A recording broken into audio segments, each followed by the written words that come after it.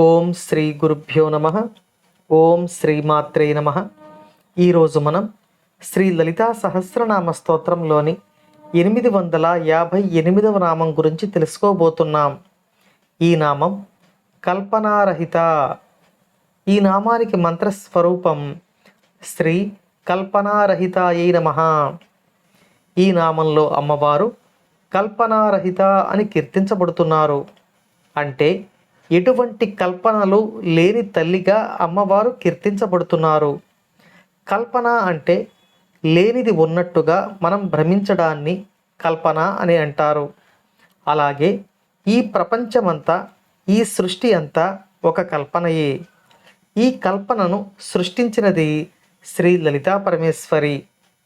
అమ్మవారు సృష్టించిన ఈ ప్రకృతిలో ఉన్న వస్తువులకు అనేక రకాల పరిమితులు, లోపాలు ఉంటాయి. సృష్టికి ఉండే పరిమితులు, లోపాలు సృష్టికర్త అయిన శ్రీ లలితా పరమేశ్వరికి ఏవీ ఉండవు. మన యొక్క కన్ను మన చుట్టూ ఉన్న అనేక రకాల వస్తువులలోని లోపాలను గమనించగలదు. కొన్ని సందర్భాలలో ఆ లోపాలను సరిచేయగలదు. కానీ లోపాలను చూచే కంటికి ఎటువంటి లోపం ఉండదు. అలాగే ఈ సృష్టిలో ఉన్న లోపాలు ఈ సృష్టికర్త అయిన పరమేశ్వరికి ఉండవు అని ఈ నామం మనకు తెలియచేస్తుంది. కాబట్టి ఈ నామంలో అమ్మవారు కల్పనారహిత అని వసిన్యాది వాగ్దేవతల చేత కీర్తించబడుతున్నారు. ఈ నామానికి ఇంకొక అర్థాన్ని కూడా మనం తెలుసుకుందాం. మనసులో ఎటువంటి భావనలు లేని నిశ్చలంగా తపస్సు అనే సమాధి స్థితిలో ఉన్న సాధకుని యొక్క మనసులోనికి ఎటువంటి ఆలోచనలు రావు. దానినే నిర్మలమైన నిశ్చల స్థితి అని అంటారు. ఈ ఆలోచనలు అనే తరంగాలని కల్పనలు అని కూడా అంటారు.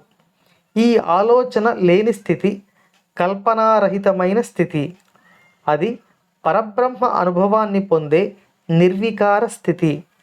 అటువంటి స్థితిని సాధకులకు ప్రసాదించే తల్లిగా ఈ నామంలో అమ్మవారు కల్పనారహిత అని వసిన్యాది వాగ్దేవతల చేత కీర్తించబడుతున్నారు.